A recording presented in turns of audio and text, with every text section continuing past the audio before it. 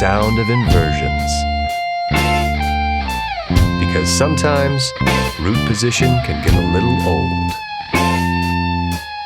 I'll let Matt and Jeremy explain.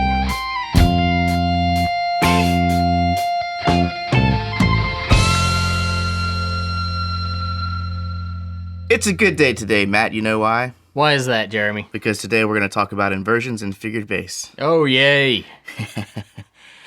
So let's get started. If you're going to invert an interval, basically you're going to simply put the lower note above the higher note.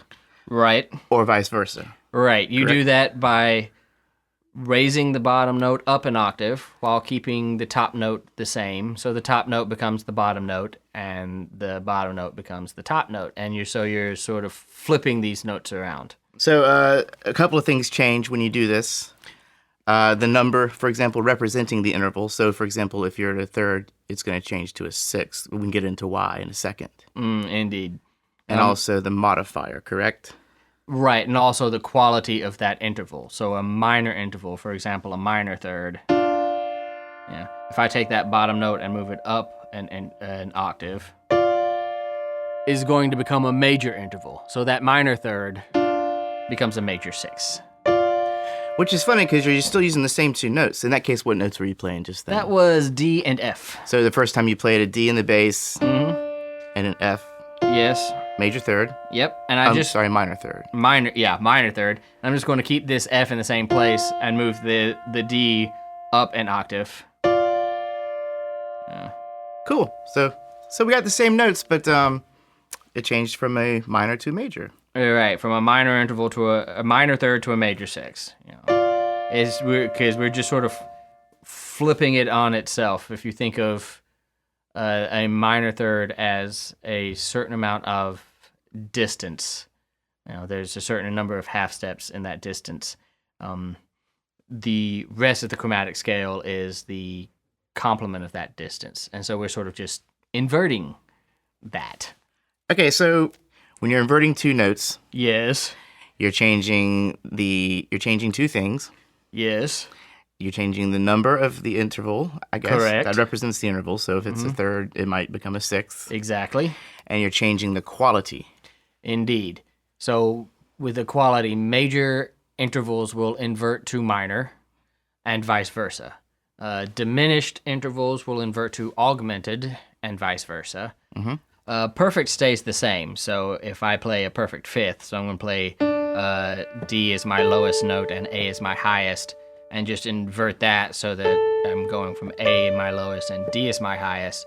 That is a perfect fifth becoming a perfect fourth. So the number will change, but the perfect quality stays the same. Okay. And in which cases are the perfects? That is the perfect octave, which will invert to a perfect unison. So if I'm just playing two C's and bring the bottom one up an octave, we're just playing one C. That will invert that way and remain perfect. Also, the perfect fourth to perfect fifth will invert and remain. And perfect. vice versa. And vice versa in both cases. So why do we use inversions? We use inversions for a lot of things. When we're talking about just inverting two notes like this, the intervals, the main thing that's important is to understand what's going on and understand the relationships between these two notes. And by extension, understand the relationships between the intervals that they make up. Bach, for example, would write lots of fugues in which he would write a melody, and then the next melody you heard would be every interval from the original melody inverted. So every minor third became a major sixth, and every major second became a minor seventh, or what have you, and then that would be the new melody you heard. And it's important to understand those types of relationships if you're going to make it through theory class. Now, do you think that Bach was intentionally doing this? Oh, heck yeah. So I guess the question was he calculating? Was he like, okay, I got this melody here. I think I'm going to try all these inversions of the same melody. Or did he just kind of come up with it and that was just how it happened to be? I mean, did he get into all the math and science? Yeah, I think in the case of Bach, I think he really, really did. I don't think you can just sort of randomly through chance have that kind of thing happen, you know? Right. Because I mean, Bach was the man. He would write canons, and he would have like the treble clef right side up at the start, and then the treble clef upside down at the very bottom of the score. Because the idea was you were supposed to turn it upside down, and that was the second line of like the 2-part counterpoint. So it was its own retrograde and its own palindrome. That kind of thing doesn't just happen by sheer chance. I think in the case of Bach, we're definitely talking about somebody that sat down and said, you know what? And I think he even had to write a melody where that would work. I think he even had to write, okay, I'm going to fiddle around with this melody until I get a melody that I can invert, and then have another good working melody that like fits with the counterpoint from the original melody. And Bach definitely knew what he was doing. So there are other things in theory that I think people were doing things because it sounded good. And then we go back and go, I wonder why that sounded so good. Well, here's why. And then we present an analysis, right? Or a theoretical proposition. There's definitely times in music when that happened. Bach is just not one of them. Okay, that was my big question. And that's probably something I should know. Nah. It's been a minute. It's been a minute. Well, cool, man. Can you think of any, for the students out there who might be trying to start to recognize inversions? Sure. Can you, and we'll get into chords in a second, but right now we're just talking about intervals. Can you recommend any exercises or any ways of thinking that will help you to grasp the intervals a bit better? I can. Okay, so practice always makes perfect. You can always just write 2 notes, identify that interval, and then invert it by raising the bottom note up an octave so that it crosses, and keeping the top note the same. Mm-hmm. Or, we should point out that you can do that the other way. You can lower the top note an octave so it crosses the bottom note, and those 2 notes are the same. Do that, practice it, practice identifying both of those intervals. Remember that the major and minor invert to each other. So any minor interval, when you invert, you'll get a major interval. Diminished and augmented share the same relationship, and that goes both ways. It's a vice versa thing. Perfect stays the same. Remember also that the number of any interval and its inversion will equal 9. Ooh, let's talk about that. Yeah. So thirds invert to sixes, which equal 9. Right. Unison, which we could think of as a 1, right, will invert to an octave, 8, and will equal 9. Seconds invert to sevenths, which equals 9. Right? Nice. Fourths invert to fifths, which, spoiler alert, equals 9. Well, that's good, man. See, now people have a way to check their math. Yeah, absolutely. Check your math. Make sure that should add up. You should have this. If you inverted an interval properly, you should have the same 2 notes that you started with. The one that was the highest note should now be the lowest note, and vice versa. Your your 2 numbers should add up to 9, and your qualities should have either change from major to minor, or from diminished to augmented, or stayed the same if it's perfect. There's some ways that inversions have helped, make music more interesting, or it can help your musicianship, I mean, for example, if you'll say just play like an A minor root position chord. Well, there's your A minor chord. Now, if one musician's playing that chord and you don't want to do the exact same thing as they're doing, you can scoot it up, you can invert it. Oh, see, that has a little bit of same chord, but a bit of a different sound. Exactly. It widens the texture. Yeah. Sometimes when I'm playing bass with a band, maybe I'll get bored with just doing the same root note. Say we're in the key of C and I'm just sitting there playing C over and over again. Maybe I'll move it up. Yeah, play me like a C. Yeah. Maybe I'll put the third in the bass. So that helps to change my role. It helps to keep the music a little bit less predictable, a little more interesting. Yeah, definitely more interesting bass line when you do things like that. Yeah. Cool. I think we've covered intervals pretty good. Let's move into chords and how this works with figured bass. Yeah, okay. So the big thing that we're adding when we start with triads, 3-note chords, is that now we have 3 notes which means we have three different intervals to play with. We have the interval from the root of the chord to the third of the chord. And then we have the interval from the third to the fifth. And then we have the interval from the fifth, up to the root again. Really. So we have three intervals that we can invert and play with. So if I take, and this is just good old C major. If I take that lowest note I played, that C, and I move it up this octave, what I have now is that I inverted this chord, and I now have the third of the chord E as my lowest sounding note. It's still the same chord, so this is what I started with.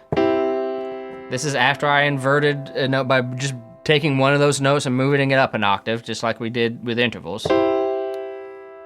It just has a little bit of a different quality, and as you learn in theory, they can play sort of different types of roles from root position chords. We call this, with the third of the chord in the bass, we call this first inversion. Okay. Because we only inverted a single note. We moved a single note up an octave. From its natural state. From its natural state. Yeah, when we're just playing root, third, and fifth, this is called root position. And moving the root up an octave is called first inversion. If I move the root and the third up an octave, now the fifth is my lowest sounding note, and we call that second inversion.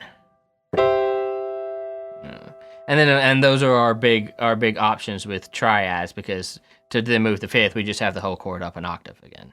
Right, so just to summarize, within a triad, there's three possible positions. We have the root position, and in the case of this C major chord we're playing, the lowest note you're hearing is the C note, or the root of that chord.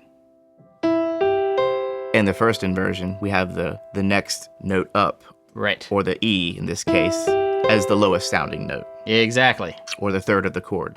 Exactly. And then we have second inversion, where the fifth is the lowest sounding note. And that's in the case of the triad. Now, if you want to put a seventh chord, if you want to have a seventh chord, we can keep on adding inversions, right? Indeed, we get one more. So if I have a C7 chord, this is root position. With the C as the lowest sounding note, I'm going to do the same thing, pulling that C up an octave from here to here. And now we have a C7 chord in first inversion.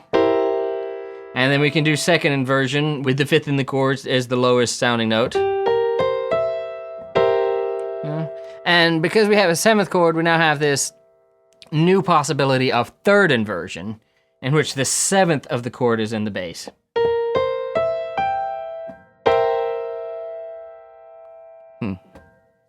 Yeah, so those are our possible inversions with triads and seven chords.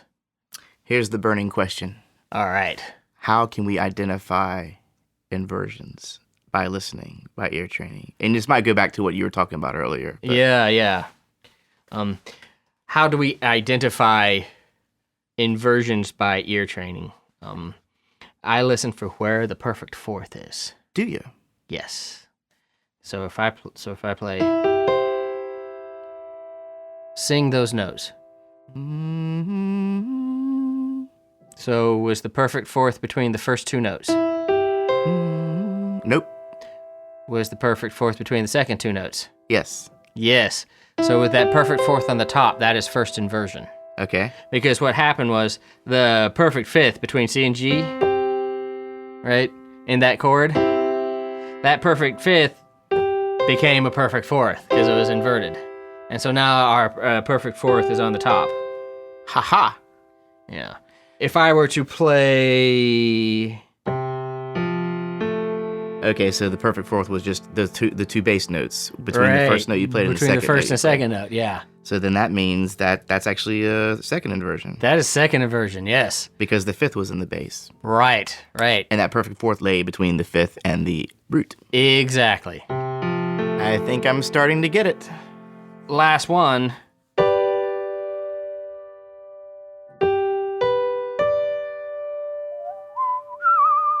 That sounds to me like a root position. It is. If you don't hear a perfect fourth, that's because you're hearing a perfect fifth. Okay. And that is a root position triad. So maybe there's a slight bit more dissonance in the inversions compared to the root position. Yeah, a little bit. Because of that perfect Because of that fourth. Okay. That's cool. I never thought about that way. I guess, but in order to make that work, you had to get used to kind of hearing a block chord and kind of being able to sing the individual notes. That's the trick. To yourself. And sometimes you have to do it in your head because if you're taking a hearing exam. Yeah, that's another trick. A low hum of students going. And I've given ear training exams where you have that low hum. It is great. It sounds like a liggity piece. But yeah. So it's actually kind of relaxing, or it's kind of funny. And sometimes you if it gets loud enough, you'll have to say, "Okay, guys, let's do our best to hum in our heads." And they're not trying to be obnoxious. Obviously, it's really hard to sing in your head. They're trying to survive. Yeah, they're trying to survive. But you get good at singing. You kind of get good at singing those things in your head, and you get good at practicing those. You have to know your intervals. You have to be able to tell the difference between a perfect fourth and a perfect fifth, or you'll never, be able to do that. So oral skills is just like theory or anything else. You're constantly building on what you already know. The skills you acquire are vital to the skills you're trying to acquire. Okay, so let's talk about figured bass. Let's talk about inversion symbols and how to identify them as they apply to your classes. Right, because when you get into theory, the way you start thinking of inversions, we don't really even very often call them first inversion or second inversion. We will call them we will add their scale degree, their Roman numeral analysis to and their inversion, say like a 5/6 chord. Or a 1/6/4 moving to 5/7 or something like that. And this drove me crazy at first. To me, I thought why are they throwing this seemingly unnecessary stuff to confuse me even more? Unnecessary numerology, yeah, definitely. Well, it is necessary. To an extent, I suppose. It's definitely the way we do it, and having a way to do it is necessary. Yes. So, a little bit of a historical note. Back in the Baroque era, which was 1600 to 1750, somewhere awesome. in there. Yeah. Actually, that's the exact years that we say at the beginning. Score! Yeah, all right. So back around there was a time before all of this chord stuff had really been codified. So we didn't really talk about, that's that A minor chord. We talk about, there's A, C, and E that always kind of sound good together, so you see them together a lot. Mm-hmm. And when people first started playing keyboard instruments, the keyboardist, who was considered part of the continuo, more about that in our Baroque history lesson, they would not spend the time and waste the precious ink to write out whole big parts for them. What they would do is just write the bass line, and then they would write the intervals above that bass line he was supposed to play. So he would have, for example, he would come to a place where there was an A in the bass line, and he would see under that A written 6 and 3. And what that meant was that he was supposed to, in whatever key they happened to be in, play a 6th above that bass and play a 3 above that bass, a 3rd. So we would, and they could play that in whatever position or octave or whatever that they were most comfortable playing it in, but they would know to play that, and sometimes they could even double that bass note or double one of those other notes, and that's what they would know how to play. And the symbols that we use for inversions are derived from that, because if you notice, if I have an A in the bass line and I play a 6th above it, assuming I'm in the key of A minor, for example, we're playing an F, and then if I play a 3 above it, assuming we're in the key of A minor, we're playing a 3. What I have made here is actually an F major chord, right? A, C, and F. But the 3rd of that chord is in the bass, just like with our first inversion. So I have an F in first inversion. So that's where this historical connection comes from. So when we get into theory, we use these symbols, which are called figured bass symbols, 6 and 3, that is our figured bass symbol that represents inversions. We just say 6 now. They got rid of the 3 because eventually it became pretty clear that if you had a 6, the 3 was sort of implied. So that's you don't the have only to note write left. 3. Yeah, keyboardists were supposed to just know that. So we use a superscript 6 to mean first inversion. So 4/6 is a 4 chord in first inversion. So have a Roman numeral 4 with a 6 Roman numeral 4 with a 6 as a hovering to the hovering top, at to the top, yeah. right? Yeah, that's called a superscript. Superscript 6, yeah. Superscript 6. Yeah, 6/4 referred to second inversion because as they were asked to play a 6, if they were given a bass, and they were asked to play a 6 above that bass, and then asked to play a 4 above that bass. What we have is now, that same F major chord, but the C was in the bass this time. Because I played C, I played a 6 above that, which is A, and a 4th above that, which is F. So F major in second inversion, and that is a 6 and a 4. So we use 6. If we say 1/6/4, we mean one chord with a 6 and a 4 sort of lined up on top of, one on top of the other right beside it. So a little ear training nugget for you. The NBC jingle. The NBC jingle, yeah. is a 6/4. This is how we learned how to recognize a major 6. NBC. Uh-huh. Yeah. We were also kind of teaching you how to recognize second inversion chords. Look at that. See? Two birds. Yeah, 2 birds, 1 stone. We're pretty sneaky that way. We are. Yeah. And that second inversion. And of course, if you don't see a figured bass, then assume root position. So no figured bass symbol, just a Roman numeral, that's root position. A little 6 superscript is first inversion, and a 6/4 is second inversion. And it is all about what chord tone is in the bass. Because, if we've studied theory, we know that this stuff can get pretty wild as far as what is going on, what chords are where. They're not all in this nice, comfortable little close position. Just remember that if the 3rd is the lowest sounding note, you are in first inversion. And if the 5th is the lowest sounding note, you are in second inversion. And if the root is the lowest sounding note, you are in root position. And we need not confuse ourselves between the root and the bass. Right, yeah. The root and the bass are 2 totally different things. Really, bass refers to a register. All the notes below middle C are in the bass clef. Mm-hmm. But for the sake of argument, yes, the bass note is the note that the bass voice is playing. Now, the bass voice, which is played by the bass guitar or sang by the bass singer, or is just, the left hand pinky note of the pianist or whatever you have, the bass voice can play the root of the chord or the 3rd of the chord or the 5th of the chord. And it is really that note that is determining your inversion. Another thing about the figured bass, it's really not it's not like a script that you have to follow. It's more of like a roadmap or a suggestion, right? Yeah, it was kind of a sort of a skeletal idea kind of thing. He could definitely add passing notes and ornaments and stuff like that if he wanted to. Okay, so it kind of left a little bit of improv. Left room for improvisation, definitely. Killer. So because we have a whole bunch of we have a whole other note to deal with when we talk about 7th chords and figured bass. If our Baroque keyboardist saw the word 7, he would just play, the 5 and the 3 would be implied. So, he would say, well, 7 means 7/5/3 to me. So I would play a 7th and a 5 and a 3rd above the bass, and there's my 7 chord.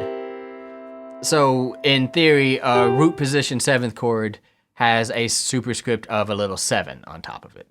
Okay. So 5 superscript 7. So Roman numeral 5 with the superscript 7 would be just a 5/7 chord. Yeah. In root position. In root position, yeah. And just like with the triads, when we start to invert 7th chords, we get different intervals. So a first inversion 7th chord is what we call a 6/5 chord, because it creates a 6th and a 5th. Go play it, and You'll see I'm right. I usually am, you know. Of course. A second inversion seventh chord with the fifth of the chord in the bass is going to have the intervals of a 4 and a third. So we're going to call those a 4/3. And with the seventh in the bass, you actually have that second from that up to the root of the chord, right? So that is going to have a 4 and a 2. This is the third inversion? This is third inversion. So if you see 3 Roman numeral 4/2, you know, that is a 3/7 chord in third inversion. Some things were sort of implied, like this 6 kind of became implied. So we said first inversion seventh chords were 6, 5, and 3, and then second inversions were 6, 4, and 3, and then third inversions were 6, 4, and 2. So, but because everything was a 6, we just stopped writing the 6 and just called it 4/3, 4/2. The way I like to remember it is this counting down from 7. So root position is 7, first inversion 6, 5, 7, 6, 5, and then second inversion 4/3, 7, 6, 5, 4/3, and then the only thing we have to remember about third inversion is to go back and add that to 4/2. So 7, 6, 5, 4/3, and then 4/2. Got it. Yeah. So just think of it as counting down from 7. Okay. Well, that makes sense. Yeah. Well, okay, I think we're at a place where we can go ahead and do a quick recap. Awesome. Inverting intervals. We take 2 notes, and we take the lowest note, move it up an octave so that it crosses above that other note, which we kept the same, and we get a different interval. We can also do that the other way. We can take the top note and move it down an octave so it crosses the note that stays the same. And what we get is a new interval, an interval that is an inversion of our first interval. And when we do this, we change the number that represents the interval, Right. and the quality, that being major, minor, or augmented, diminished, Right, respectively. Yeah, major intervals will invert to minor and vice versa. Diminished and augmented intervals will invert into each other, and perfect intervals stay the same. And then the numbers of the two intervals will always equal 9. So a perfect fifth inverted into a perfect fourth will 5 plus 4 is 9. Major seconds invert into minor sevens. 7 plus 2 is 9. Thirds invert into sixes. So that all equals 9. Okay. Good ways to recognize intervals. Just get used to singing block chords in your head. Yes. And knowing where the root is. Knowing where the root is, knowing how to sing that perfect fourth and where it is.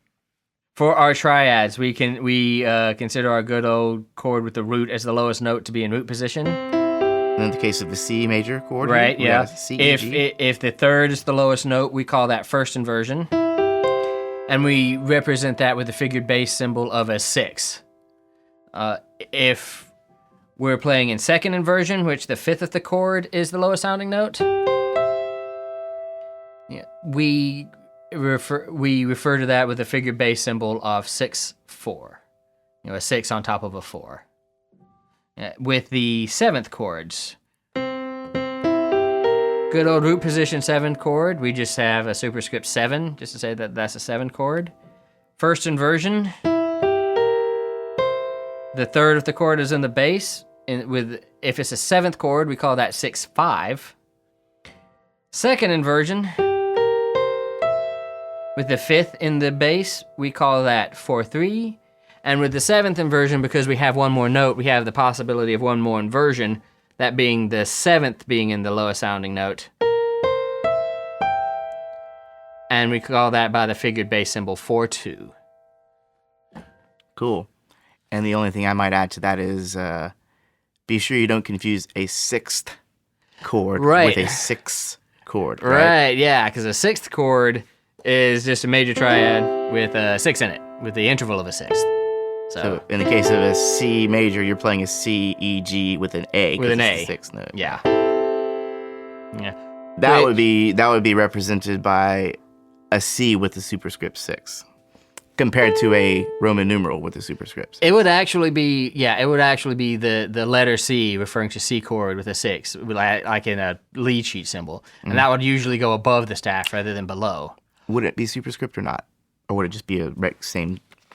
I've seen it both ways. I thought so, yeah. I've seen it both ways. They actually, in Roman numeral analysis, this chord doesn't exist.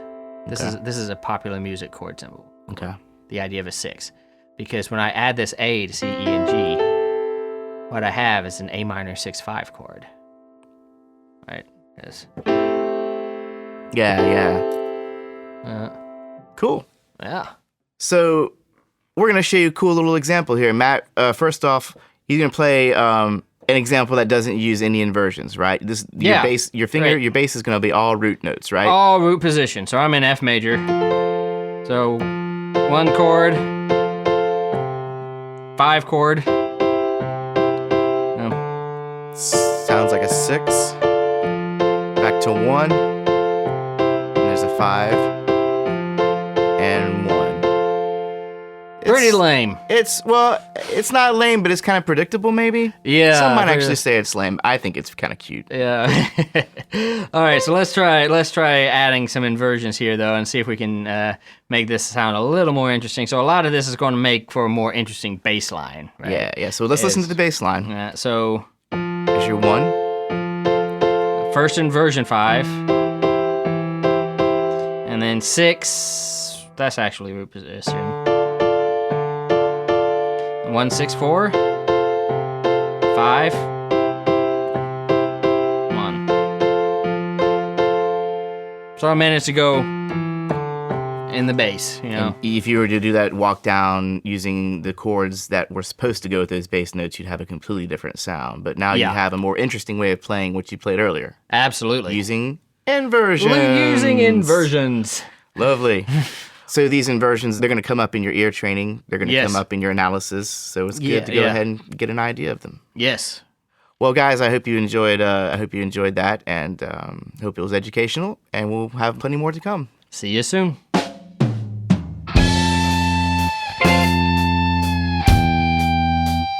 Notice any difference between this theme and the intro music?